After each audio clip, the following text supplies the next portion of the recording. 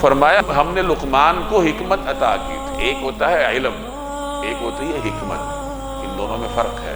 حکمت کس کو کہتے ہیں؟ اس کی مختلف تعریفیں بیان ہوئی ہیں. اس کی جو سب سے آسان تعریف ہے اور جامع قسم کی وہ یہ ہے کہ اپنی معلومات کو ضرورت کے مطابق بیان کرنا اور ضرورت کے مطابق اس پر عمل کرنا، اس کو حکمت کہتے ہیں. یعنی معلومات تو آپ کے پاس بہت ہیں، اب ان معلومات سے فائدہ کیسے اٹھانا ہے، اس علم کو معاشرے کے سامنے پریزنٹ کیسے کرنا ہے.